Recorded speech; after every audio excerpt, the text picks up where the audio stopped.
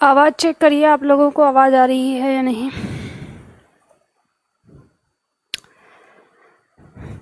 चलिए, आज हम लोगों को पढ़ना है अलंकार, श्लेष अलंकार ना। कल हम लोगों ने अनुप्रास अलंकार तक पढ़ा था और अनुप्रास अलंकार आप सभी लोगों को समझ में आ गया होगा। आज हम उससे आगे पढ़ते हैं। चलिए तो लिखना शुरू करिए। लिखते हैं पहले, फिर उसके बाद समझने की कोशिश करते हैं। मुझे लगता है कि श्लेष अलंकार भी हम लोगों ने पढ़ लिया था शायद। मैंने आपको एक उदाहरण बताया था ना, पानी गए न उबरे मोती मानुष चून ना। तो चलिए, बाकी हमारे जो छात्र नए आए हैं हम उनको बताना चाहते हैं कि हमारी क्लास का ये रूल है, ये नियम है कि क्लास जब हमारी शुरू हो जाती है तो बीच में हम किसी भी चीज़ के लिए कोई कमेंट नहीं करते हैं। कमेंट जब भी हमें करनी होती है हम क्लास के लास्ट में करते हैं, जब हमारी क्लास ख़त्म हो जाती है।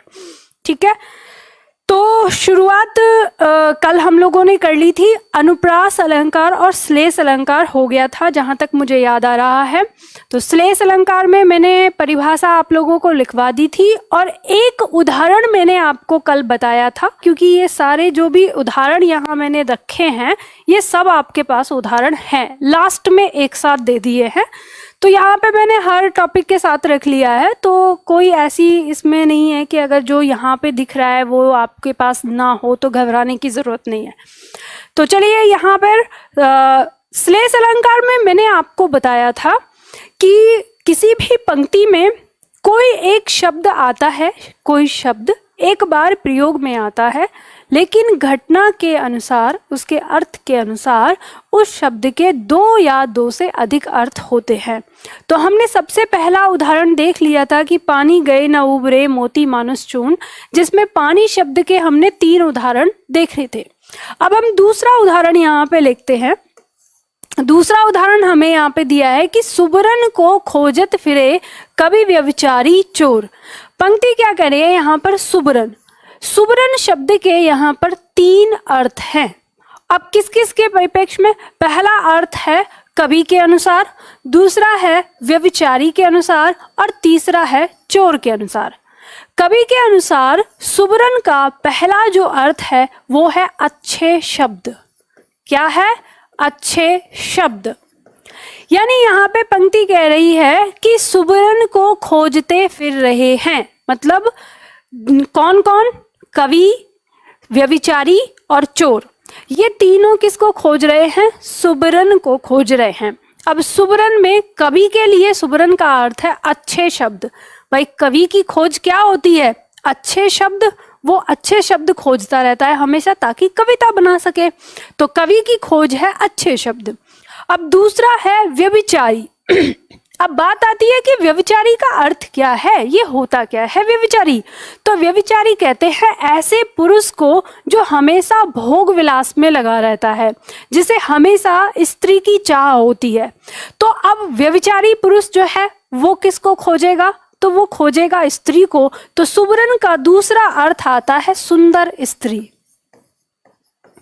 सुंदर स्त्री यानी जो व्यभिचारी है वो किसको खोज रहा है? सुंदर स्त्री को। तीसरा पॉइंट आता है चोर।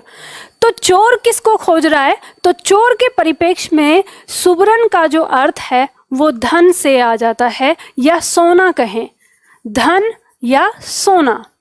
अब जो ये चांदी वाला सोना है ना, चांदी के धातु जो होता है ना, तो चोर की नज़र में क्या रहता है? चोर हमेशा उसकी नज़र रहती है कुछ धन संपत्ति मिल जाए। अगर उसको सोना मिलेगा तो छोड़ तो नहीं देगा ना, तो वो उसको खोजेगा। तो यहाँ पे हमें इस बात समझ में आती है कि सुबरन के 3 अर्थ हो गए, अच्छे शब्द, सुंदर स्त्री और सोना। ठीक है, तो ये 3 अर्थ निकले इस एक शब्द के। तो यहाँ कौन सा अलंकार हमारा प्रयोग हुआ है? तो श्लेष अलंकार। अब श्लेष कैसे? देखो, इसमें शॉर्ट ट्रिक आप समझना। जो आपका श्लेष शब्द जहां लिखा हुआ है ना, आप चाहो तो इस श्लेष का अर्थ लिख सकते हो। श्लेष का अर्थ होता है चिपका। इससे आपको शॉर्ट ट्रिक याद होगी। ठीक है, चिपका हुआ। अब अक्सर लोग कहते हैं कि श्लेष अलंकार चिपका से अर्थ देते हुए जैसे पढ़ाते हैं कि इसमें दो या दो से अधिक अर्थ चिपके हुए होते हैं किसी एक शब्द में, तो ये इसीलिए इसको नाम दिया गया है श्लेष, है ना। क्यों? अब आप देख सकते हैं कि इस सुवर्ण शब्द में कितने अर्थ चिपके हुए हैं? 3 अर्थ चिपके हुए हैं। अच्छे शब्द, सुंदर स्त्री और सोना यानी धन। तो इससे आप अंदाजा लगा सकते हैं कि इसमें किस हमारे समास कह रही हूँ, अलंकार का प्रयोग हुआ है। तो किस अलंकार का प्रयोग हुआ है? तो हमारा यहाँ पर श्लेष अलंकार का प्रयोग हुआ है। अब हम इसमें चाहे, अब जैसे तीसरा पॉइंट अगर हम देखते हैं, नेक्स्ट पॉइंट हमारा आता है, इसमें उदाहरण देखते हैं कि इसमें कैसे हम पहचानेंगे। जैसे पंक्ति दी है, तो अब अभी तक तो मैंने आपको पहले बता दिया शब्द, ठीक है, शब्द बता दिया और इस तरह से निकाला कि इसमें ये है। अब हम देखते हैं कि हमारे एग्जाम में जब आ जाता है तो हम कैसे निकालने की कोशिश करेंगे कि इस पंक्ति में हमारा कौन सा अलंकार हो सकता है। तो जैसे पंक्ति दी है तो हम यहाँ कह सकते हैं कि जो रहीम गति दीपक की कुल कपूत की सोए। तो यहाँ ये कह रही है पंक्ति कि जो गति, यहाँ गति का मतलब है दशा से स्थिति, दशा स्थिति, कि जो स्थिति एक दीपक की होती है वही स्थिति किसी कुल, कुल मतलब परिवार, किसी परिवार की कब होती है? जब उस परिवार में कोई कपूत उत्पन्न हो जाए। यानी जिस तरह की स्थिति एक दीपक की होती है वैसी ही स्थिति एक ऐसे परिवार की हो जाती है, परिवार की जिस परिवार में कोई कपूत पैदा हो जाता है। तो अब वो स्थिति की बात कर लेते हैं, भाई क्या स्थिति है। तो दूसरी पंक्ति कहती है कि बारे उजियारे करे बड़े अंधेरो होए। अब यहाँ इस एक पंक्ति में 2 अर्थ दिए हैं कवि ने कि बारे उजियारे करे, तो दीपक के परिप्रेक्ष्य में यानी दीपक के अनुसार इस बारे का पहला अर्थ होता है जलाना, मतलब बारे मतलब जलाना। जब हम दीपक को जलाते हैं तो क्या करता है? उजाला करता है, ठीक है। फिर बड़े अंधेरो होए, तो यहाँ ये जो बड़े शब्द है इसी का अर्थ आया है बड़े मतलब बुझाना, ठीक है, बुझाना। तो अब यहाँ पे कहा है कि जिस प्रकार से एक दीपक को जब हम जलाते हैं तो उजाला करता है, उसी प्रकार से मतलब उस, और हम उसको जब बुझाते हैं तो वहाँ अंधेरा हो जाता है। तो ठीक इसी प्रकार से किसी कुल में जब कोई कपूत जन्म लेता है तो खुशियां होती हैं। तो बारे का दूसरा अर्थ हो गया जन्म लेना यानी पैदा होना, ठीक है, जन्म लेना या पैदा होना। तो कहा है कि जब कोई कपूत किसी परिवार में जन्म लेता है तो उजाला करता है, मतलब खुशियां लाता है। और दूसरा बाड़े, तो इस बाड़े का मतलब है बड़ा होना। जैसे धीरे धीरे बड़ा होता है तो क्या करता है? कुकृत्य करता है। जब कुकृत्य करता है तो कुल पर क्या लगता है? कलंक लगता है, दाग लगता है। जब दाग लगता है तो उस कहते हैं कि उस कुल में क्या हो गया? अंधेरा हो गया है। तो जब यानी यहाँ पे हमें स्थिति साफ समझ में आ जाती है कि दीपक के परिप्रेक्ष्य में इस पंक्ति का अर्थ ये है कि जब दीपक को जलाया जाता है तो वो उजाला करता है और जब उसको बुझा दिया जाता है तो वो अंधेरा कर देता है। और उसी प्रकार से किसी परिवार में कोई कपूत जब जन्म लेता है तो उजाला करता है, लेकिन जब धीरे धीरे बड़ा होता है और उसके कृत्य सामने आते हैं तो फिर उस परिवार में अंधेरा हो जाता है, ठीक है। तो यहाँ पे इस पंक्ति में इन 2 शब्दों के अलग अलग अर्थ हैं, यानी एक बार ही शब्द प्रयोग हुआ है लेकिन 2 अलग अलग अर्थ आए हैं। इन दोनों के परिप्रेक्ष्य में इसके भी 2 अलग अलग अर्थ आए हैं। तो इस तरह से हमें पता चलता है कि इस पंक्ति के अंदर हमारा श्लेष अलंकार होगा। आराम से पहचान लेंगे हम। नंबर 4 भी हमारा कुछ ऐसा ही है और इसमें भी हमें पता चलता है, यहाँ पर इसमें भी कवि ने श्लेष अलंकार का प्रयोग किया है। ये नंबर 4 कहता है चिर जीवो जोरी जुरे क्यों न स्नेह गंभीर को घटिए वृष भानुजा वे हलदर के वीर। यहाँ पे कवि कहता है कि ये जो किसके बीच में, देखो अब मैं ये थोड़ा उलझा हुआ सा होता है, इसको सुलझा के आपको समझाने की कोशिश करती हूँ। यहाँ पे कवि बात कर रहा है राधा और कृष्ण के प्रेम की, कि राधा और कृष्ण के बीच में जो प्रेम है ये क्यों इतना स्नेह के साथ है और इतना मजबूत क्यों है। तो वो उसको समझाने की कोशिश करता है श्लेष अलंकार से। कैसे? तो उन्होंने यहाँ पे दिखाया है कि यहाँ पर ये वृषभानुजा, वृषभानुजा का पहला अर्थ दिया है वृषभानुजा। वृषभानु जो थे वो किसके पिताजी हैं? वो राधा के पिता हैं। और जा माने पुत्री, तो वृषभानु की जो पुत्री है, तो पहला अर्थ यहाँ पे राधा, वृषभानुजा का। ठीक है, तो यहाँ पे पहला अर्थ राधा का आ गया। और यहाँ पे दिया है वे हलधर के वीर, तो वे हलधर के वीर यहाँ पे किसके लिए आया है? वो कृष्ण के लिए आया है कि एक तो हो गई राधा, वृषभानु की पुत्री हो गई, ठीक है, राधा, और दूसरे कौन हो गए? हलधर के वीर। तो यहाँ पे हलधर जो है इसका अर्थ आया है जो दाऊ भैया थे ना, बलराम, तो यहाँ कह सकते हैं कि जो अर्थ आया है वो बलराम के, तो कृष्ण तो बलराम के भाई हैं, वीर का मतलब यहाँ पे भाई से है, तो यहाँ पे हलधर का पहला अर्थ हो गया बलराम, कि ये तो हो गई वृषभानुजा की पुत्री यानी राधा, और वे हो गए बलराम के वीर यानी उनके भाई मतलब कृष्ण। तो इसीलिए इन दोनों की जोड़ी गंभीरता यानी इनके स्नेह जो है वो पूरा गंभीरता के साथ जुड़ेगा। क्यों जुड़ेगा? अब इसका दूसरा अर्थ निकालते हैं कि ब्रश, ब्रश मतलब बैल, ठीक है, ब्रश की भानुजा मतलब पुत्री, ठीक है, जो ब्रश की अगर बैल की पुत्री है तो क्या होती है? वो गाय होती है, ठीक है। दूसरा अर्थ यहाँ पर गाय से आएगा, ब्रश की जो भानुजा पुत्री है वो गाय होती है। और हलधर के वीर, अब हलधर का यहाँ पे दूसरा अर्थ है बैल से। अब बैल का भाई तो बैल ही होगा, तो गाय और बैल की जोड़ी होती है, तो यहाँ पर यही चीज दिखाई है। तो दो अर्थ निकल जाते हैं वृषभानुजा में, पहला अर्थ राधा का, फिर दूसरा अर्थ गाय का, और हलधर के दो अर्थ निकल जाते हैं। एक अर्थ हो जाता है जब राधा का अर्थ निकालेंगे तो बलराम, और जब गाय का अर्थ निकालेंगे तो बैल। तो कहने का मतलब यही है, घुमा फिरा के कवि ने यहाँ पर एक श्लेष अलंकार देने की कोशिश की है। तो इस तरह से आप इसको समझ सकते हैं, और उम्मीद करती हूँ आप हमेशा के लिए इन 4 पंक्तियों में तो आपको समझ में आ गया होगा कि इनमें श्लेष अलंकार है। इसी तरह से और भी जब शब्द आएंगे तो आप आसानी से पहचान सकते हैं। तीसरा पॉइंट लेके चलते हैं हम, तीसरा अलंकार हमारा लेते हैं अभी। तो तीसरा अलंकार है यमक अलंकार। चलिए यमक अलंकार की परिभाषा लिख लेते हैं, परिभाषा लिख के और इसको समझने की कोशिश करते हैं। दोनों में अंतर भी देखेंगे हम फिर। तो यमक में लिखिए, जब कोई शब्द 2 या 2 से अधिक, जब कोई शब्द 2 या 2 से अधिक बार प्रयोग में आया हो, जब कोई शब्द 2 या 2 से अधिक बार प्रयोग में आया हो तथा हर बार 2 या 2 से अधिक प्रयोग में आया हो तथा हर बार उसके अर्थ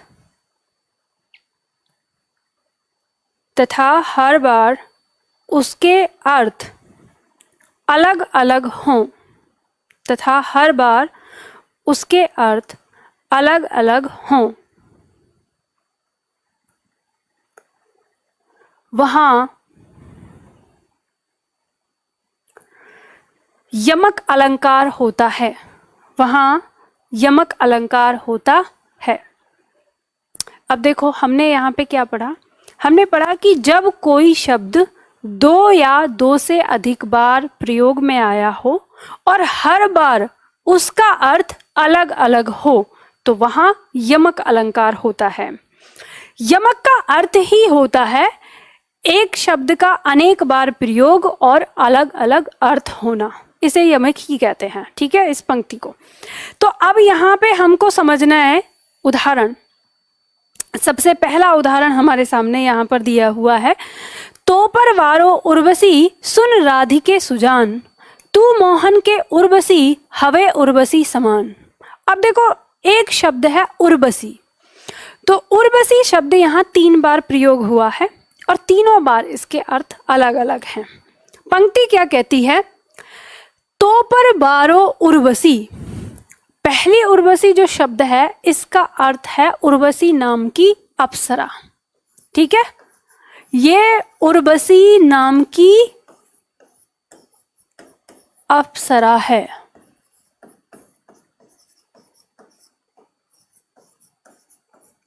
आप इसे लिख लीजिए, याद रहेगा। तो पहला जो हमारा यहाँ पर दिया, उर्वशी नाम की अप्सरा है। कवि कहता है यहाँ पर कि मैं, हे राधा रानी, यहाँ दिया है ना, सुन राधिके सुजान, हे राधा रानी, मैं तुम पर उर्वशी नाम की अप्सरा को भी वारता हूँ। मतलब उर्वशी एक बहुत सुंदर अप्सरा थी, तो कहते हैं कि मैं तुमको उस पे भी वारता हूँ। क्यों? कारण क्या है? कारण इसलिए है कि राधा, मतलब उन्होंने कहा है कि राधा तुम तो इतनी सुंदर हो क्योंकि तुम कृष्ण के हृदय में बसी हुई हो। तो कृष्ण के हृदय में जो बसा हुआ है वो तो सबसे ज्यादा सुंदर होगा। तो इसलिए बोलते हैं कि मैं उर्वशी नाम की अप्सरा को तुम्हारे ऊपर वारता हूँ, तू मोहन के उर्वशी। अब यहाँ ये जो उर्वशी है इसके दो अर्थ, मतलब दूसरा अलग है अर्थ इसका। उर माने हृदय, उर, और बसी माने बसना। तो इसका अर्थ हो गया हृदय में बसना, हृदय में बसना। यानी तुम मोहन के हृदय में बसी हुई हो। किस तरह से? आगे दिया है, हवे उर्वशी समान। अब ये जो दूसरा यानी तीसरा जो उर्वशी है, इसका अर्थ है, यानी ये क्या है? एक आभूषण है, ये गले का आभूषण है, गले का आभूषण।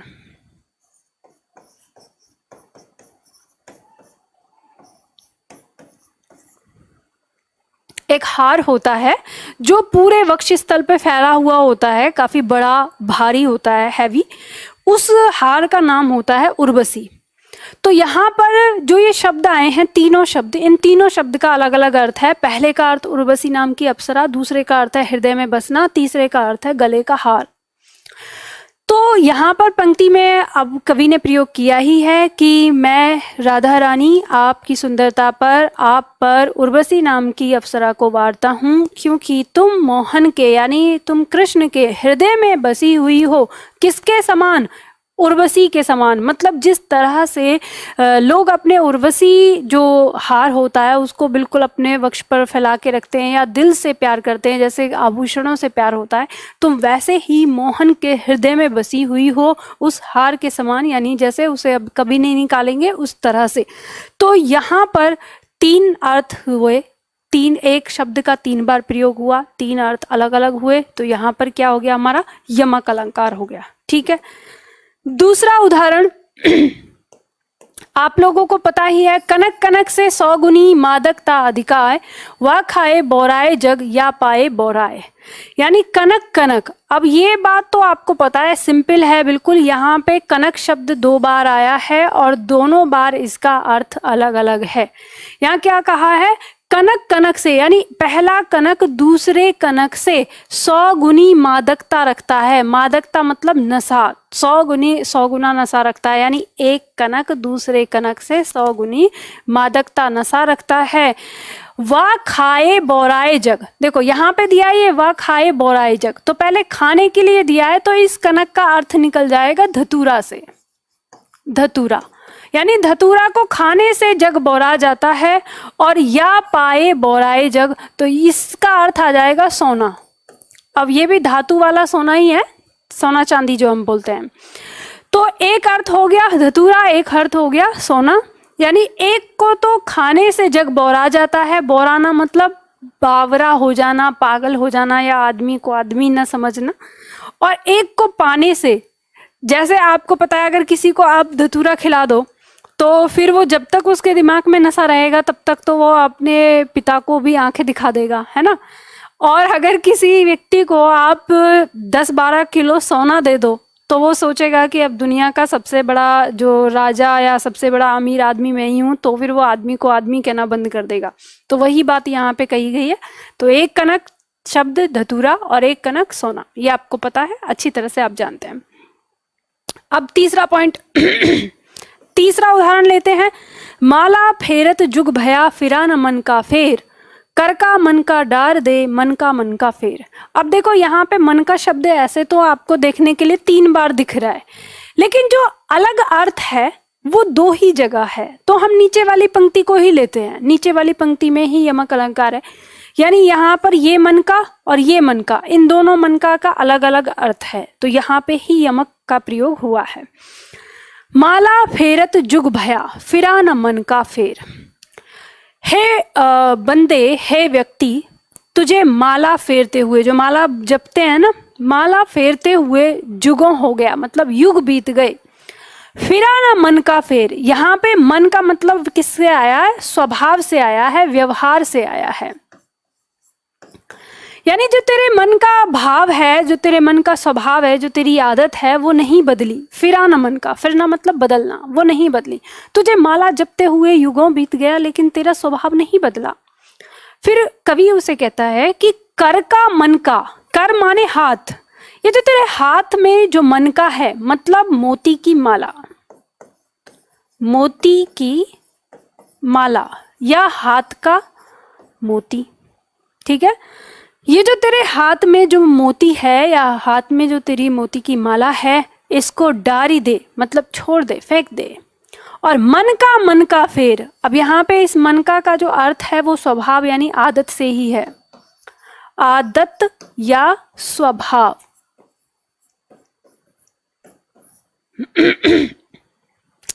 कि ये जो तेरे हाथ में मोती की माला है, इसको तू फेंक दे, डार दे, छोड़ दे। मन का फेर, और ये तेरे मन की आदत है ना अंदर, इसको बदल ले तो तेरा कल्याण हो जाएगा। जैसे कहते हैं इतने समय से लोग किसी की बात, मतलब ऐसे कहते हैं ना, मुंह में राम बगल में छुरी, वो वाला चीज़ है कि हाँ भगवान का नाम लेते रहते, बाद में लोगों को छल कपट और ये सब करते रहते हैं, फिर दुख आते हैं तो फिर भगवान को दोष देते हैं कि मैं इतनी पूजा करता हूँ फिर भी मुझे दुख है। तो वो ये नहीं सोचते कि तुम्हारा जो ये छल कपट का व्यवहार है, इसको बदल दो, फिर तुम्हें माला फेरने की जरूरत नहीं। चलो, ये हमको इससे एक शिक्षा भी मिल गई। तो ये बात हमें समझ में आई। यहाँ पे मन का और मन का दोनों एक ही शब्द हैं, 2 बार प्रयोग हुए हैं, दोनों बार इनका अलग अलग अर्थ आया है। अब बात करते हैं इन दोनों में ना, हम तुलना करके देख लेते हैं। शब्द है हमारा श्लेष अलंकार, यानी एक आता है श्लेष अलंकार और दूसरा होता है हमारा यमक। बचपन से पढ़ते आए हैं हमने इन दोनों को पढ़ा है। हमें ये पता है कि एक में शब्द एक बार प्रयोग होता है, अर्थ 2 या 2 से अधिक होते हैं, और एक में हमें पता है कि एक जो है वो हमारे कोई भी शब्द आता है वो 2 या 2 से अधिक बार प्रयोग होता है, हर बार शब्द अलग अलग होते हैं। तो हमें यही बात फोकस करनी है इसकी कि किस में क्या होता है। तो श्लेष को आप याद रख सकते हो चिपका से, कि श्लेष का अर्थ है चिपका, और चिपका मतलब इसका मतलब एक शब्द में होगा। तो आपको याद रखना है कि शब्द का प्रयोग होता है एक बार, लेकिन इसके जो अर्थ होते हैं वो 2 या 2 से अलग होते हैं, मतलब 2 या 2 से अधिक होते हैं या तो 2 होंगे या 2 से अधिक होंगे। तो इस तरह से आप याद कर सकते हो। ये हमारा क्या हो जाएगा? श्लेष। इसमें शब्द का प्रयोग तो एक बार हुआ है, शब्द एक ही बार वाक्य में प्रयोग होता है, पंक्ति में प्रयोग होता है, और उसके अर्थ 2 या 2 से अधिक होते हैं। लेकिन जो ये यमक है, इस यमक में क्या होता है? हमारा शब्द 2 या 2 से अधिक बार प्रयोग होता है, शब्द 2 या 2 से अधिक बार प्रयोग होता है, और हर बार इसका अर्थ अलग होता है। अलग अर्थ, अलग अर्थ, यहां पर भी अलग अर्थ, ठीक है। शब्द क्या है हमारा? एक ही शब्द होता है, यहां पर एक ही शब्द। तो ये इन दोनों में अंतर है, और इन दोनों में अंतर कुछ नहीं है। तो इस शॉर्ट ट्रिक को आप देख सकते हैं, लिख सकते हैं याद रखने के लिए, श्लेष और यमक के लिए, कि इसमें जो शब्द है एक ही शब्द 2 या 2 से अधिक बार प्रयोग होता है, अर्थ अलग अलग होते हैं हर बार, और इसमें शब्द एक ही बार प्रयोग होता है और इसके 2 या 2 से अधिक अर्थ होते हैं। तो चिपका से याद रखना, एक शब्द में चिपके रहते हैं 3-4, ठीक है, इस तरह से। तो ऐसे याद रख सकते हो। चलो, तो ये समझ में आ गया होगा। फिर आगे बढ़ते हैं। अगला नंबर 4। नंबर 4 हमारा जो इसमें दिया है शब्द अलंकार में, वो क्या है? वक्रोक्ति अलंकार। ये वक्रोक्ति अलंकार हो सकता है आप लोगों ने इससे पहले ना पढ़ा हो।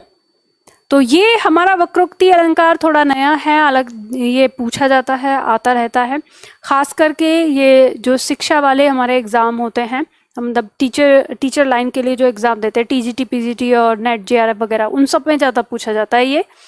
तो हम इसको भी देखते हैं। वक्रोक्ति, नाम से पढ़ना है, याद रखना है। अलंकार को आपको जब भी याद रखना है उसके नाम से याद रखना है।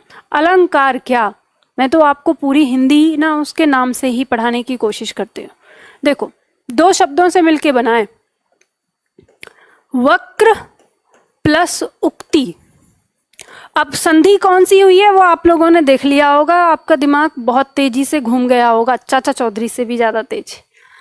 वक्र प्लस उक्ति, तो वक्रोक्ति, वक्र माने टेढ़ा, उक्ति माने कथन, बस निकल आई इसकी परिभाषा। जहां पे कथन टेढ़ा लिया जाए, चलो देखते हैं क्या कहती है इसकी परिभाषा। परिभाषा कहती है, जब किसी वाक्य में वक्ता के कथन का आशय, मतलब उसका अर्थ, मतलब दूसरे अर्थ से लिया जाता है, दूसरे अर्थ मतलब टेढ़ा कर दिया जाता है कहीं और, किसी और दूसरी चीज से, तो वहां वक्रोक्ति अलंकार होता है। और वक्रोक्ति अलंकार दो प्रकार का होता है, काकू वक्रोक्ति और श्लेष वक्रोक्ति। दो प्रकार का अर्थ, काकू वक्रोक्ति और श्लेष वक्रोक्ति। तो इनको एक एक करके पढ़ते हैं। काकू वक्रोक्ति अलंकार क्या होता है और श्लेष वक्रोक्ति अलंकार क्या होता है। तो सबसे पहले काकू वक्रोक्ति में एक पंक्ति लिखिए और इसको समझने की कोशिश करते हैं। पहले पंक्ति लिखिए, इसमें लिखिए इसकी परिभाषा। काकू वक्रोक्ति में, काकू वक्रोक्ति में वक्ता कहता कुछ और है। काकू वक्रोक्ति में वक्ता कहता कुछ और है, कमा, किंतु कंठ की आवाज के कारण, किंतु कंठ की आवाज के कारण, कंठ की आवाज के कारण, अथवा अज्ञानता के कारण, कंठ की आवाज के कारण अथवा अज्ञानता के कारण श्रोता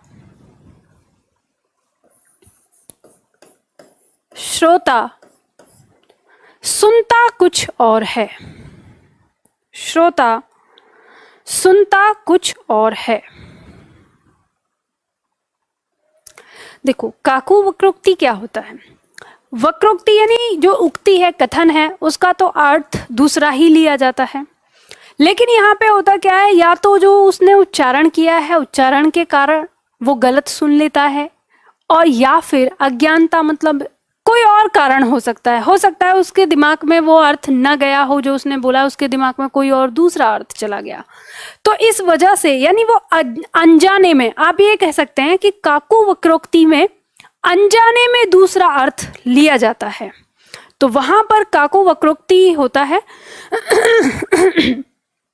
उदाहरण देखते हैं इसमें, जैसे दिया है, देते हैं वरदान शिव, भाव चाहिए मीत। भोले को वरदान हित, भाव चाहिए मीत। अब देखो, इसमें अनजाने बस एक अलग अर्थ लिया गया है। इस बात का पता हमें सिर्फ इस विराम चिन्ह से चलता है। ये विराम चिन्ह जो लगाया ना, क्वेश्चन मार्क जो लगाया है, क्वेश्चन मार्क लगाया है, तो इसी से हमको पता चलता है कि इसका अर्थ कैसे बदलता है। तो देखो यहाँ पे क्या है, दो मित्र हैं। एक मित्र दूसरे मित्र को भगवान भोलेनाथ की महिमा के बारे में बता रहा है, और महिमा बताते हुए वो उसे कहता है कि देते हैं वरदान शिव, भाव चाहिए मीत। मीत मतलब मित्र। हे मित्र, भगवान भोलेनाथ वरदान देते हैं, बस भाव चाहिए। तो यहाँ पे वो बोलते हैं भाव चाहिए। अब उसके कहने का मतलब तो भाव से मतलब श्रद्धा से है ना, लेकिन दूसरा जो मित्र है वो इतना भोला भाला है, वो इसका अर्थ समझ लेता है भाव मतलब मूल्य से। तो वो चौंक के बोलता है, चौंक के कहता है, आश्चर्य में कहता है, क्वेश्चन मार्क लगाते हुए कहता है, भोले को वरदान हित, भाव चाहिए मीत। अरे मित्र, तुम क्या बात कर रहे हो, मतलब भगवान भोलेनाथ वरदान तब देंगे जब उन्हें उसका मूल्य चाहिए। तो यहाँ पे उसने इसका अर्थ जो है वो क्या लिया है, अनजाने में अर्थ लिया है। यानी अनजाने में वो समझ नहीं पाया कि जो मेरा मित्र कह रहा है इस भाव का मतलब है श्रद्धा। वो समझ गया इस भाव का मतलब, इसका अर्थ उसने क्या समझ लिया अनजाने में, कि मूल्य की बात कर रहा है, यानी मोल लगाया जा रहा है यहाँ पे वरदान के लिए।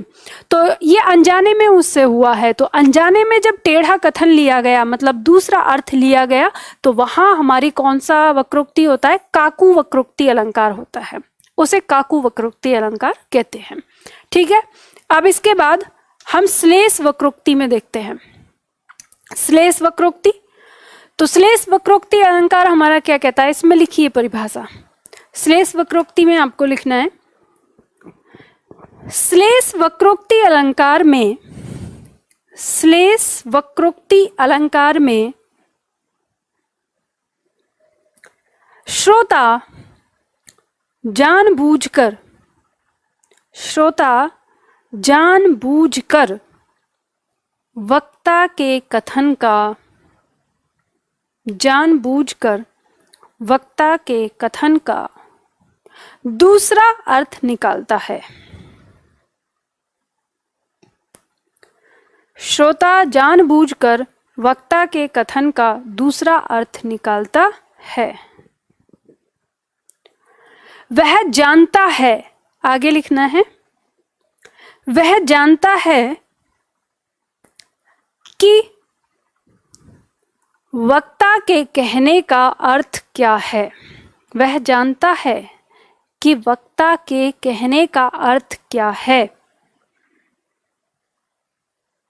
वह जानता है कि वक्ता के कहने का अर्थ क्या है, फिर भी वह उसका अर्थ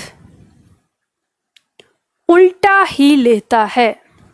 फिर भी वह उसका अर्थ उल्टा ही लेता है।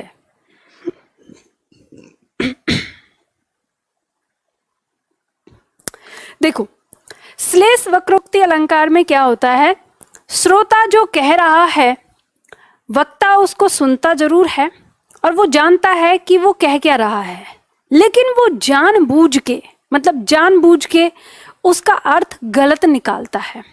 वहीं पे है हमारा श्लेष वक्रोक्ति अलंकार। अब उदाहरण देखते हैं इसमें। जैसे मान लो यहाँ पे हमारा पहला उदाहरण दिया है, पंक्ति कहती है, को तुम हो इत आए कहाँ, घनश्याम हो तो कितहु बरसो, चित चोर कहावत है हम, तहाँ जाओ जहाँ धन है सरसों। अब ये पंक्ति यहाँ पे दी है। यहाँ पंक्ति में क्या कहते हैं कि यहाँ पंक्ति में भाव समझिए। यहाँ पे राधा और कृष्ण है। अब राधा जी किसी बात पे कृष्ण से नाराज हो गई हैं, तो वो नाराज होके उन्होंने अपने घर का दरवाजा बंद कर लिया है। अब कृष्ण है बाहर, वो नॉक कर रहे हैं।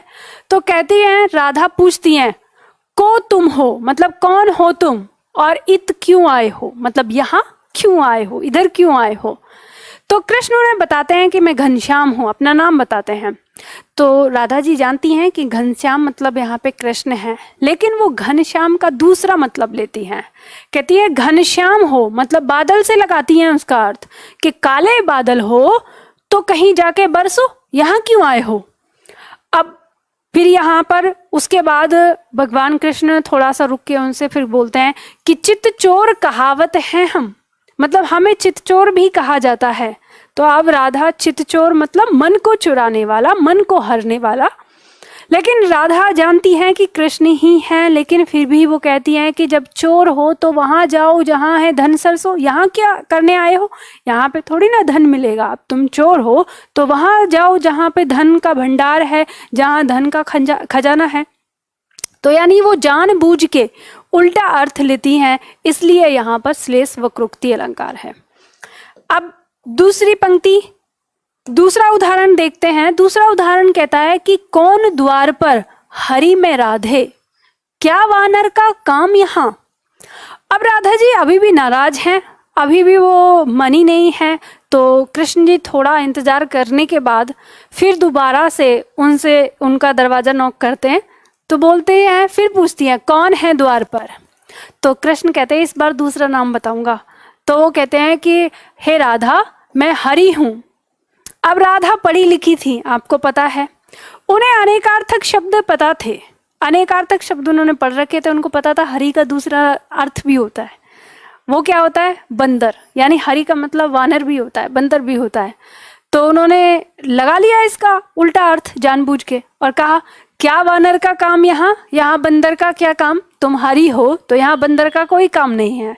तो कहने का मतलब है वो इस बार भी जानबूझ के उल्टा अर्थ लगा रही हैं। तो यहाँ कौन सा अलंकार है? श्लेष वक्रोक्ति अलंकार इसमें प्रयोग होता है।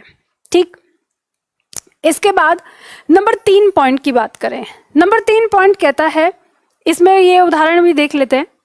भिक्षु गो कित को गिरजे, सो तो मांगन को बलि द्वार गयोरी। अब पंक्ति सुनिए, पंक्ति का भाव समझना है आपको। यहाँ पे जो लक्ष्मी जी हैं वो पार्वती जी से मिलने आई हैं।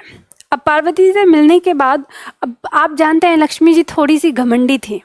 तो अब पार्वती जी रहती थी महलों में, वो सॉरी पहाड़ों में, अब और लक्ष्मी जी रहती थी महलों में। वो तो और फिर खुद वो धन की देवी है, तो उनके अंदर थोड़ा सा घमंड था। उस घमंड के वशीभूत होकर पार्वती को अपमानित करने के लिए लक्ष्मी ने आकर क्या पूछा कि भिक्षु गो कित को गिरजे। गिरजे मतलब यहाँ पे पार्वती के लिए आया है कि हे गिरिजा, तुम्हारा भिक्षु मतलब तुम्हारा पति जो भिखारी है वो कहाँ गया है। अब आप जानते हैं इस बात को कि कोई भी पत्नी अपने पति के खिलाफ कभी कुछ सुन नहीं सकती, उसे बहुत गुस्सा आता है। तो यहाँ पे पार्वती जी को भी गुस्सा आया है, लेकिन उन्होंने उन्हीं की बात को यानी लक्ष्मी की बात को उन्हीं के ऊपर डाल दिया। वो समझ गई कि ये भिक्षु जो बोल रही है ये मेरे पति के लिए बोल रही है, लेकिन जानबूझ के उन्होंने उसका गलत अर्थ निकाल लिया। और फिर क्या कहा, सो तो मांगन को बलि द्वार गयोरी। अच्छा, तुम भिखारी की बात कर रहे हो ना, वो तो बलि के द्वार भिक्षा मांगने गया है।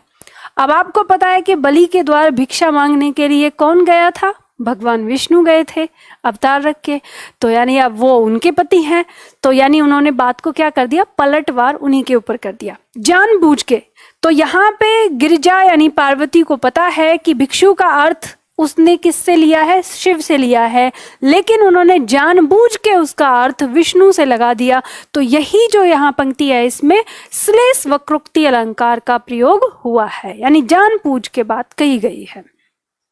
अब ये यहाँ पर हमारे जो शब्द अलंकार हैं वो शब्द अलंकार हमारे यहाँ पे खत्म हो जाते हैं। अब इसके आगे हमको अर्थ अलंकार करना है। लेकिन आप लोगों के दिमाग में ना एक बात आ रही होगी कि मैम ये जो हमारे यमक अलंकार और श्लेष अलंकार और जो ये हमने वक्रोक्ति अलंकार जो किया इसमें हमें तो फिर वही समस्या आएगी कि पंक्ति का अर्थ कैसे निकालेंगे।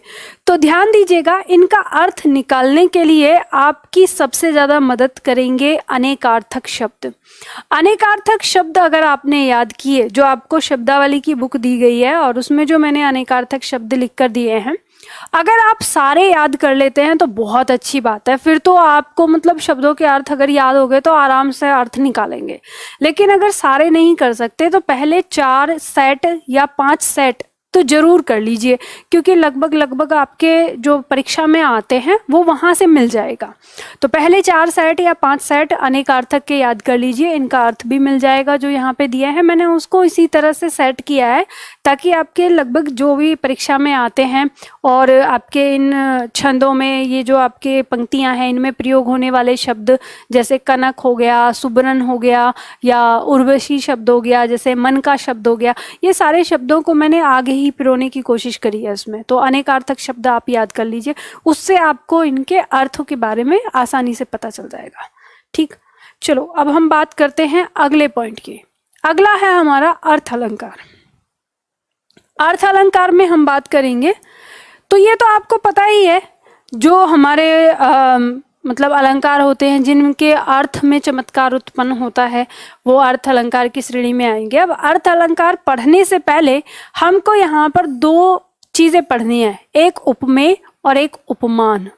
तो उपमेय उपमान क्या होता है? सबसे पहले इसमें उपमेय के सामने एक पंक्ति लिखिए और यहाँ लिखना है वह मुख्य वस्तु, इसमें लिखना है पहले पंक्ति लिख लीजिए, फिर उसके बाद समझते हैं। लिखिए इसमें, वह मुख्य वस्तु जिसके विषय में बात हो रही है। यहां पे आपको लिखना है, चलो मैं आपके साथ लिखती हूं, आप इसमें लिखिए, या मैं यहां से हटा के इसको ना नोट पे लिखती हूं। यहां एक बार हटने पे सब निकल जाता है। उपमेय में लिखिए,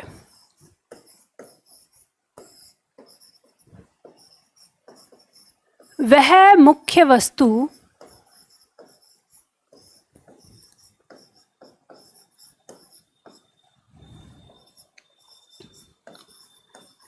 जिसके विषय में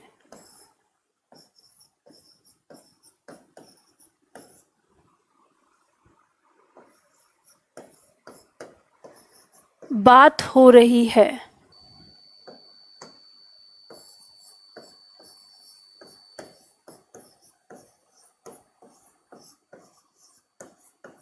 ठीक है, क्या कहलाता है? उपमेय कहलाता है। उपमान,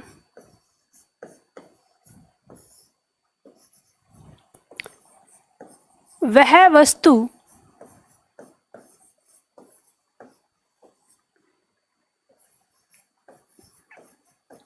जिससे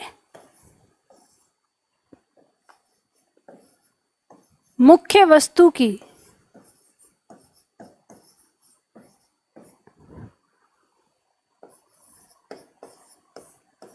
तुलना हो रही है।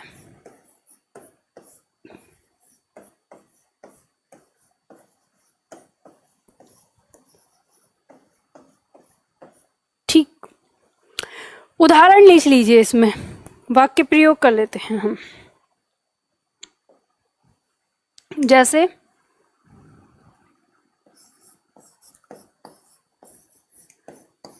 सीता का मुख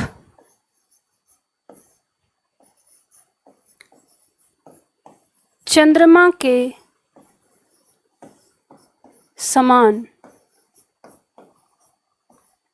सुंदर है।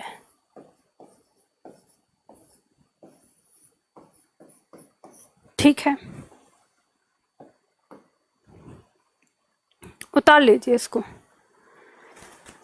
जैसे हमने यहाँ पे लिखा कि सीता का मुख चंद्रमा के समान सुंदर है। आपको समझ में आया? आपने यहाँ पे क्या लिखा उपमेय और उपमान में? ये जो हमारा उपमेय है, ये क्या है? वह मुख्य वस्तु जिसके विषय में बात हो रही है, यानी पंक्ति में जो बात की जा रही है, जिसके बारे में बात की जा रही है, वो उपमेय कहलाता है। और उपमान होता है वो जिससे मुख्य वस्तु की तुलना हो रही है। तो हम जैसे इस वाक्य की बात करें, सीता का मुख चंद्रमा के समान सुंदर है, तो इसमें जो बात हो रही है वो किसकी हो रही है? सुंदरता की हो रही है। सुंदर क्या है? तो सुंदर है मुख, तो ये है मुख्य वस्तु। तो ये मुख्य वस्तु है, तो ये क्या कहलाएगा? उपमेय कहलाएगा। क्या कहेंगे इसको? उपमेय। और इसकी तुलना किससे हो रही है? किसके समान है मुख? किसके समान सुंदर है? तो चंद्रमा के समान सुंदर है, तो चंद्रमा जो है वो क्या कहलाएगा? उपमान कहलाएगा।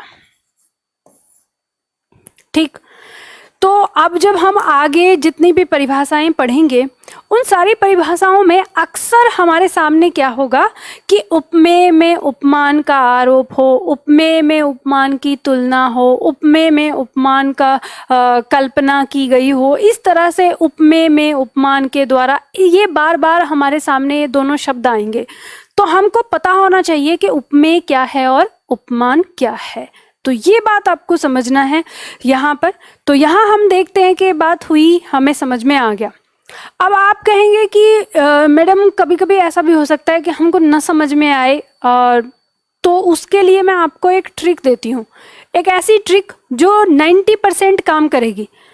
100% की बात नहीं कर रही हूँ, 90%, 90% ही काम करेगी, क्योंकि 10% वो चेंज हो सकती है। चेंज क्यों हो सकती है? क्योंकि हमारे कवि के कारण। हमारे कवि ऐसे हैं जो बदल सकते हैं इस चीज को, उनका मन है ना। तो कहते हैं, ऐसे भी आपने सुनी होगी ना कहावत, जहां ना पहुंचा रवि वहां पहुंचा कवि। तो कवि है वो बदल सकता है। तो इसलिए हम 90% इस बात को लेकर चलते हैं कि जो हमारी ट्रिक है जो मैं अभी बताने वाली हूँ वो ट्रिक 90% हमारी सही होती है। और वो क्या है कि जब भी कभी आपको उपमेय वाली बात आए कि उपमेय क्या है, तो आप ध्यान देना कि पंक्ति में आपको मानव शरीर के अंग और मानव शरीर की भावनाएं, मतलब यहां कह सकते हो मानव शरीर के अंग या उसकी भावनाएं, ठीक है, अगर ये दिखाई दे तो वो 90% हमारा उपमेय होता है। और उपमान क्या होता है?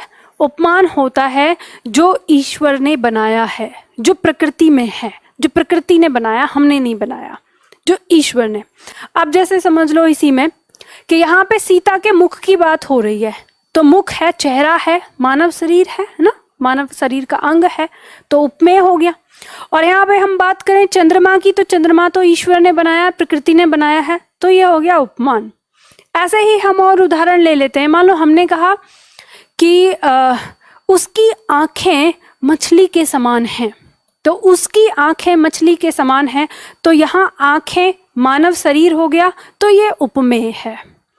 और मछली के समान, तो मछली किसने बनाई? भगवान ने बनाई, तो ये उपमान है। ऐसे ही हम बोलते हैं कि उसकी चाल हिरनी के चाल के जैसी है, तो उसकी चाल, तो यहाँ जो चाल है उसकी चाल, ये मनुष्य का भाव है, मनुष्य की चलने की क्रिया प्रतिक्रिया है, ठीक है, मानव शरीर, तो ये हो गया उपमेय। और जब हम हिरनी से उसकी तुलना कर रहे हैं, तो हिरनी, वो हिरन को किसने बनाया? भगवान ने बनाया है।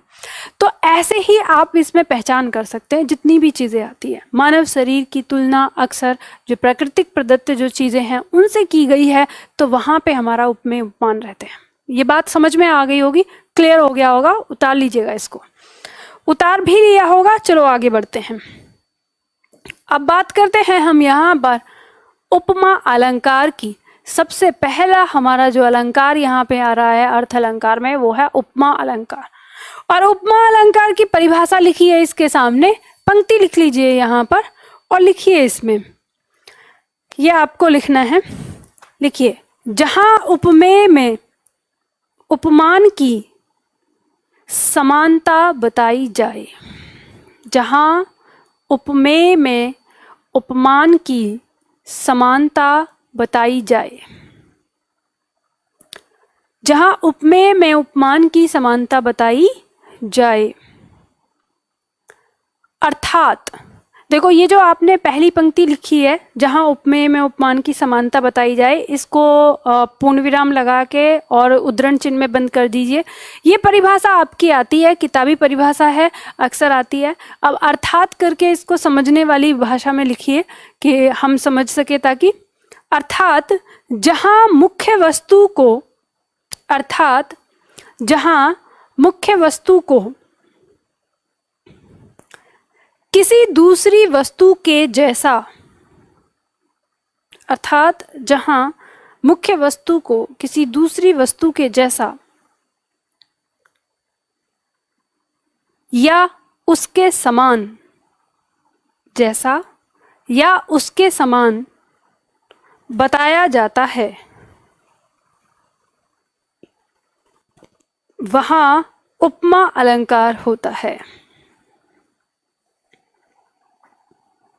वहाँ उपमा अलंकार होता है। ठीक है, अब ये परिभाषा आपने लिखी। पहली परिभाषा जो मैंने आपको बताई कि जहाँ उपमेय में उपमान की समानता बताई जाए, तो ध्यान रखिएगा जब ये वाली पंक्ति आएगी, ये पंक्ति ज्यों की त्यों रखकर आपके एग्जाम में प्रश्न आ जाता है, इसलिए हमने इसको लिखा। तो आपको ध्यान देना है कि जहाँ उसके जैसा, उसके समान, ये जहाँ भी बताया जाएगा वहाँ हमारा उपमा अलंकार होता है। अब इसको पंक्ति में हम कैसे पहचानेंगे, उसके लिए पहचान लिखी है, ये आपके पास लिखी है तो अच्छी बात है, और अगर नहीं लिखी है तो इसको फटाफट से लिख लीजिए और इसकी पहचान देखिए। पहचान क्या है आपको यहाँ समझना है कि किसी भी पंक्ति में जब कोई पंक्ति आपको देखने को मिले, उस पंक्ति में आपको सा, सी, सो, सम, सरिस जैसा, तुल्य, इस तरह के शब्द अगर आपको देखने को मिल जाएं उस पंक्ति में तो आंख बंद करके उपमा अलंकार लगा देना। क्यों? क्योंकि इन सब का एक अर्थ है, इन सब का एक अर्थ है, और वो क्या अर्थ है? के समान, के समान। ठीक है, क्या अर्थ है इन सब का? के समान। तो ये जो के समान अर्थ आता है यही उपमा अलंकार को दिखाता है। जैसे हम उदाहरण देखें, यहाँ पर उदाहरण देखेंगे। पहला उदाहरण दिया है, सागर सा गंभीर हृदय हो, गिरी सा ऊंचा हो जिसका मन। देखो सा आराम से पहचान सकते हो। अब इसका अर्थ समझ लो। यहां कहा है सागर सा गंभीर हृदय हो। हृदय की तुलना, हृदय की गंभीरता की तुलना किससे की गई है? सागर के समान। हृदय मानव शरीर और सागर प्रकृति ने बनाया, उपमान है ये। तो यहाँ पे यानी हृदय की तुलना किससे की गई? सागर से की गई है। सागर के समान बताया गया है हृदय को, और कहा है गिरी सा ऊंचा हो जिसका मन। मन, मन की तुलना की गई है गिरी मतलब पर्वत से, पर्वत के समान। मन कैसा होना चाहिए उसका? पर्वत के समान ऊंचा होना चाहिए, दृढ़ होना चाहिए। तो यहाँ पर हमें पता चलता है इसके अंदर कौन सा अलंकार? उपमा अलंकार। उपमा में हमेशा याद रखना, उपमा शब्द का अर्थ होता है के समान। उपमा शब्द का आप चाहो तो इसमें अर्थ के लिए लिख सकते हो, जैसे हमने यहाँ पे लिखा था ना हिंट। उपमा का अर्थ ही होता है के समान, बस यही है इसकी हिंट। उपमा यह कहते हैं ना, उससे उसकी उपमा दी गई, उसको उसकी उपमा दी गई, ऐसे। तो यानी तुलना की गई उसकी। तो यहाँ उसके जैसा दिखाया जाना, और ये पंक्ति में सासी सो सम तुल्य जैसा, ऐसे शब्द आपको ध्यान देने हैं। अब देखो यहाँ पे एक और शब्द दिया, एक और पंक्ति, राधा बदन चंद्र सो सुंदर। सो आ गया, राधा का बदन किसके समान सुंदर है? चंद्रमा के समान सुंदर है। चंद्रमा की तुलना राधा के शरीर से की गई, तो इसमें हमारा क्या आ गया? उपमा अलंकार। तीसरा दिया है, ऊषा सुनहले तीर बरसाती जय लक्ष्मी सी। ये जो यहाँ पे जय लक्ष्मी शब्द है, इस जय लक्ष्मी का मतलब है वीरांगना, वो जो युद्ध में वीरों के समान लड़ती है वैसी स्त्री, उसे जय लक्ष्मी कहते हैं। ठीक है, जय लक्ष्मी सी उदित हुई, ये कह सकते हैं कि उषा जो सुबह है वो सुनहरे तीर बरसाते हुए एक वीरांगना के समान उदित हो रही है। तो इसमें हमारे दो अलंकार हैं ऐसे। अब वो दूसरा कौन सा अलंकार है जब आगे आएगा तब बताऊंगी। अभी हम यहाँ पे पहला अलंकार देख रहे हैं इसमें, कि इसमें सी शब्द आया है, तो ये उपमा अलंकार हमारा दे रहा है। किसके समान बताया जा रहा है? जय लक्ष्मी के समान उदित होना दिखाया जा रहा है। तो ये हमारे यहाँ पर तीनों उदाहरण किसके आ जाते हैं? उपमा अलंकार के आ जाते हैं। ठीक, उपमा अलंकार हमारा जो खास करके हमारे यूपी के छात्र हैं उनके लिए कंप्लीट हो गया यहाँ पर। लेकिन उपमा अलंकार के भेद आ जाते हैं। अक्सर पूछ लिया जाता है कि उपमा अलंकार कितने प्रकार का होता है, और ये अक्सर हमसे MPSI में, MPPCS में, और जो हमारे TGT PGT हैं, यानी जो हमारे शिक्षक वाले जो एग्ज़ाम आते हैं उनमें हमसे पूछ लिया जाता है। तो एक बार हम उनको पढ़ लेते हैं। पढ़ना ज़रूरी है। यूपी वालों को इसलिए पढ़ना ज़रूरी है कि अगर इनके एग्ज़ाम में प्रश्न आता है तो संभावना हमारे एग्ज़ाम में भी, यानी UPSI में भी आने की बनी रहती है, कि क्योंकि प्रीवियस क्वेश्चन पेपर से उठा लिया जाता है पेपर, तो इसलिए हमें पढ़ना है, समझेंगे। तो यहाँ पे हम उपमा अलंकार देखते हैं। उपमा अलंकार दो प्रकार का होता है, पूर्ण उपमा और लुप्त उपमा। अब पूर्ण उपमा का मतलब क्या होता है? पूर्ण उपमा कहते हैं जिसमें चारों अंग उपस्थित हों। और लुप्त उपमा क्या होता है? जिसमें कोई एक अंग लुप्त हो। अब बात आती है कि अंग क्या है, कौन से अंग? तो उपमा के अंदर 4 अंग होते हैं। मतलब जब हम उपमा अलंकार की बात करते हैं उन पंक्ति में, तो 4 अंग होते हैं उपमा अलंकार के मुख्यतः। और वो 4 अंग कौन कौन से हैं वो यहाँ पर दिए हुए हैं। उपमेय, उपमान। तो इन दोनों को तो हम समझते हैं कि उपमेय क्या है और उपमान क्या है। अब आता है समान धर्म और वाचक शब्द। ये दोनों हमें जानने हैं। तो ये चारों अगर हमने जान लिए तो हमें उपमा के अंग पता चल जाते हैं। तो उपमेय तो पता है आपको मुख्य वस्तु, उपमान पता है जिससे तुलना हो रही है। अब समान धर्म क्या है? वह गुण जो दोनों में है, यानी उपमेय में भी है और उपमान में भी है। तो जिस चीज के बारे में बात हो रही है तो वही उसमें क्या हो जाएगा? हमारा समान धर्म हो जाएगा। और वाचक शब्द, जिस शब्द से उपमा का बोध हो रहा है, तो कहने का मतलब है कि जो हमारा शब्द है ना, के समान, के समान, इसके लिए जो शब्द प्रयोग हो रहा है कौन सा? जैसे सा, सी, सो, ठीक है, सरिस, तुल्य, ये सारे जितने भी जो थे हमारे, ये सब क्या कहलाते हैं? ये वाचक शब्द कहलाते हैं। क्या कहलाते हैं? वाचक शब्द। तो बस इसी को पहचानना है। और कैसे पहचानेंगे? तो मैं वही उदाहरण लेती हूँ जो अभी हमने यहाँ पर लिखा था थोड़ी देर पहले, उसी में हम इनके वाचक शब्द और इन सारी चीज़ों को समझने की कोशिश करते हैं।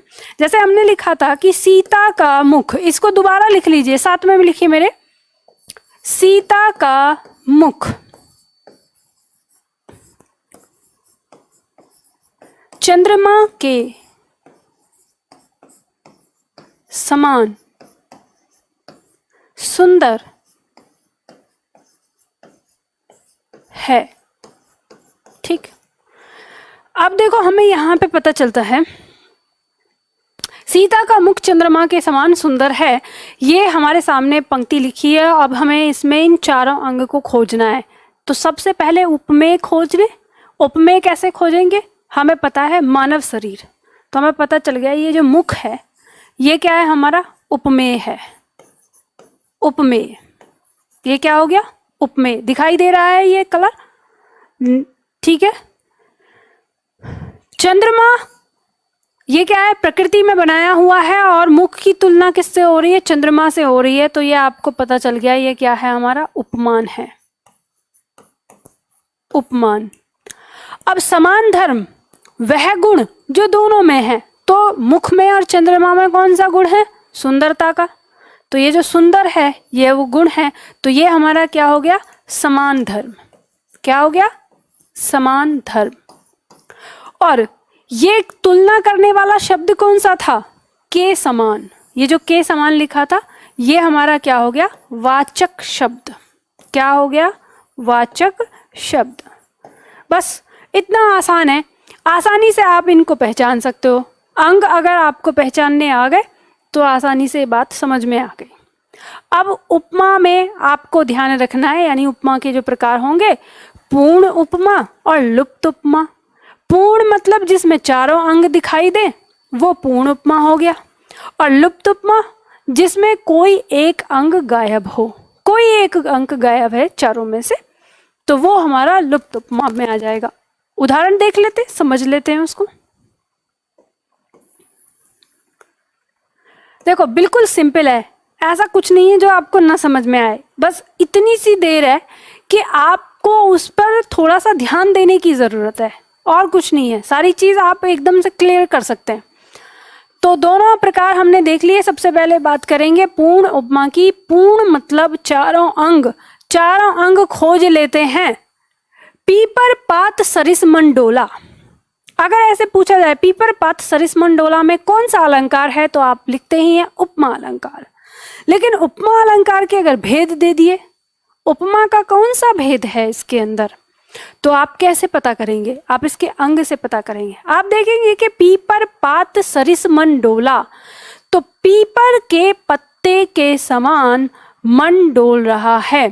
तो आप यहाँ देखेंगे कि यहाँ पे बात हो रही है कि पीपर पात, तो पीपर पात ये प्रकृति में मिलता है, तो प्रकृति में मिलने वाली चीज उपमान। तो आप इसको लिख दीजिए, उपमान हो गया। और मनुष्य के अंग, मनुष्य के शरीर का अंग कौन सा है, तो मन है, अंदर का अंग है, तो ये हो गया हमारा उपमेय। ठीक है, उपमेय हो गया। अब बात करेंगे कि वाचक शब्द हमारा क्या है। तो सरिस हमें दिख रहा है। वाचक शब्द क्या था? के समान का अर्थ लेने वाला। तो यहाँ पे जो सरिस है ये किसको दिखा रहा है? ये हमारा वाचक हो गया। ठीक है, क्या हो गया? वाचक शब्द। ये वाचक शब्द हो गया। और इनमें अब हमें एक ही शब्द बचा हमारा डोला, लेकिन ये जो डोलने का काम है ये दोनों में, यानी ये है वो गुण। ये क्या है? डोला जो शब्द है ये है हमारा समान धर्म। समान धर्म मतलब समान गुण जो दोनों में है। मन भी ऐसे ही डोलता है जैसे पीपल का पत्ता डोलता रहा, हर टाइम डोलता रहता है। तो पीपल का पत्ता भी डोलता है और मन भी डोलता है, दोनों में जो गुण है समान गुण, वो क्या हो गया? डोलना। इसके अंदर चारों पद आए हैं, चारों अंग आए हैं, इसका मतलब ये पंक्ति हमारी क्या है? पूर्ण उपमा है। ठीक, चलिए अब इसके बाद दूसरे की बात करेंगे पॉइंट नंबर 2 में, लुप्त उपमा। इसमें उदाहरण देखते हैं। पड़ी थी बिजली सी विकराल, पड़ी थी बिजली सी विकराल। अब आप यहाँ पे देखेंगे कि जैसे शब्द है हमारा यहाँ पर बिजली। अब यहाँ पे आप लोगों को जानने के लिए एक हिंट और देती हूँ। हमेशा एक बात याद रखना, उपमान के तुरंत बाद, उपमान के तुरंत बाद वाचक शब्द होता है। और वाचक शब्द आप पहचान सकते हैं जो हमने पहचान में लिखे, सा सी सो सम। तो यहाँ आप देखेंगे कि इस पंक्ति में जो ये सी दिया है ये हमारा क्या है? वाचक शब्द है। क्या है? वाचक शब्द। और मैंने आपको बताया कि इस वाचक शब्द से पहला जो होता है वो उपमान होता है। और या फिर हम इससे भी पता कर सकते हैं कि बिजली तो प्रकृति में मिलती है ना? बिजली तो प्रकृति में मिलती है, प्रकृति की बनाई हुई है, तो उपमान भी हो गई है। अब इसके बाद यहाँ पे विकराल, तो हम देखेंगे कि हाँ ये पंक्ति क्या कह रही है कि पड़ी थी बिजली सी विकराल, यानी कोई एक चीज बिजली के समान विकराल मतलब विकट रूप रखने वाली पड़ी थी। अब कोई एक चीज, इसका मतलब इसमें उपमेय गायब है। तो ये जो विकराल है ये विकराल समान धर्म हो गया, समान धर्म। तो इसमें हमें 3 यहाँ देखने को मिले, उपमान है, वाचक शब्द है, समान धर्म है, लेकिन इसमें उपमेय गायब है जिससे तुलना हो रही है, यानी मतलब जिसकी तुलना हो रही है। तुलना तो किससे हो रही है? बिजली से हो रही है, बिजली के समान विकराल पड़ी है, लेकिन जिसकी तुलना हो रही है मुख्य वस्तु वो यहाँ पे नहीं है। आगे पीछे वाली पंक्ति में होगी लेकिन इस पंक्ति में नहीं है। तो यहाँ पर इस पंक्ति में हमारा उपमा कौन सा है? लुप्त उपमा है। बस इस तरह से हम इस चीज को समझते हैं, समझने की कोशिश करते हैं। इतना सा है हमारा ये उपमा अलंकार, सारी चीज इसमें समझ सकते हैं। तो आपको बात समझ में आई यहाँ पर? तो ये बात आपको समझ में आ गई होगी। तो मैं सोच रही हूँ कि आज करवा दूं, रिवीजन करवा देते हैं जो आज हमने सीखा। आंख बंद करके आप रिवीजन करिए, आप अपने पास सारी चीजें बंद कर लीजिए, मैं करवाती हूँ रिवीजन। दिमाग में उतार लेते हैं जो हमने आज सीखा। हम लोगों ने आज की क्लास जो ली वो श्लेष अलंकार से ली थी, यानी श्लेष आधा रह गया था हमारा। तो श्लेष अलंकार में हमने जाना था। अब आप लोग बिल्कुल अपने दिमाग में रखिए, अपनी कॉपी मत देखिएगा, सिर्फ मैं आपको याद दिलाती हूँ कैसे आपको रिवीजन करना है, उस रिवीजन पे आपको चलना होगा। तो हमने जब श्लेष की बात करी थी तो श्लेष में हमने कहा था चिपका अर्थ लेकर इसका लिया था, इसमें 2 या 2 से अधिक अर्थ चिपके हुए होते हैं, तो श्लेष हमारा हो गया। और हमने इसके उदाहरण में देख लिया था कि पानी शब्द में 3 अर्थ चिपके हुए हैं, और उसके बाद दूसरा सुबरन शब्द में देखा, इसमें भी 3 अर्थ चिपके हुए थे। उसके बाद हमने देखा बारे और बड़े, इन दोनों शब्दों में 2-2 अर्थ चिपके हुए थे। और इसके बाद हमने वृषभानुजा और हलधर, इन दोनों शब्दों में देखा, इनमें 2-2 अर्थ चिपके हुए थे। तो मैं इसको ऐसे ही याद दिला कराती हूँ आपको, है ना? यह हो गया। फिर इसके बाद हमने यमक अलंकार को देखा। तो यमक कहता है कि कोई एक शब्द 2 या 2 से अधिक बार प्रयोग में आया है, लेकिन हर बार उसका अर्थ अलग अलग होता है। तो हमने उदाहरण में देखा कि उर्वशी उर्वशी उर्वशी, एक ही शब्द 3 बार प्रयोग में आया और इसका तीनों बार अर्थ अलग अलग था। पहला उर्वशी, उर्वशी नाम की अप्सरा, दूसरा उर्वशी हृदय में बसना, और तीसरा उर्वशी गले का हार। कनक कनक, एक शब्द 2 बार प्रयोग हुआ दोनों बार इनका अर्थ अलग अलग आया। पहला कनक धतूरा, दूसरा कनक सोना। तीसरे में हमने देखा मन का डार दे, मन का फेर। मन का और मन का 2 बार शब्द प्रयोग में हुआ।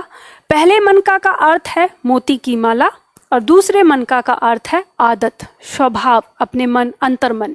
ठीक है। तो ये हमने यमक में देखा। इसके बाद हमने वक्रोक्ति अलंकार। वक्रोक्ति, वक्र मतलब टेढ़ी, उक्ति। वक्रोक्ति में दो प्रकार पढ़े, काकू वक्रोक्ति और श्लेष। ध्यान दीजिएगा, आपको पता है कि काकू वक्रोक्ति में अनजाने में अर्थ दूसरा ले लिया जाता है, अनजाने में लिया गया या आवाज के कारण नहीं समझ में आया, समझ नहीं आया, हमने जानबूझ के नहीं किया था, अनजाने में। तो जैसे हमने यहाँ पे देखा कि भाव चाहिए मित, यहाँ भाव का मतलब था श्रद्धा, लेकिन अनजाने में इसका अर्थ क्या लगा लिया, मूल्य लगा लिया। श्लेष वक्रोक्ति में हमने देखा यहाँ जानबूझकर लगाया जाता है, जानबूझकर उसका अर्थ टेढ़ा लगाया जाता है, दूसरा अर्थ लिया जाता है, तो वो श्लेष है। श्लेष वक्रोक्ति मतलब श्लेष वक्रोक्ति अलंकार में जानबूझ के लगाया गया। तो यहाँ पे हमने इनके बारे में देख लिया। इसके बाद हमने पढ़ा उपमा अलंकार। उपमा अलंकार में हमने ये बात जानी कि इसमें उपमेय में उपमान की समानता दिखाई जाती है। जो उपमेय है उसके जैसा ही मतलब उपमान के जैसा उपमेय को दिखाया जाता है, यानी किसी मुख्य वस्तु की तुलना किसी दूसरी वस्तु से की जाती है। और इसकी पहचान हम कैसे कर सकते हैं, सा, सी, सो, सम, सरिस जैसे, जैसा, तुल्य, इस तरह के शब्द हमको पंक्ति में देखने को मिलते हैं। और जैसे ही पंक्ति में ये शब्द देखने को मिले, आंख बंद करके लगा देना उपमा अलंकार। और उपमा अलंकार में 4 अंग आपने देखे, उपमेय मुख्य वस्तु, उपमान जिससे तुलना हो रही है, समान धर्म वो गुण जो दोनों में है, और वाचक शब्द वो शब्द जिससे हम उपमा को पहचान रहे हैं। पूर्ण उपमा जिसमें चारों अंग उपस्थित हैं, लुप्त उपमा जिसमें कोई एक अंग गायब होता है, कोई भी गायब हो सकता है। ठीक है, तो ये चीज हमें यहाँ पे समझ में आई। तो हम लोगों को ये बात समझ में आ गई। तो चलिए आज हम यहीं तक करते हैं, इसके आगे फिर कल करेंगे।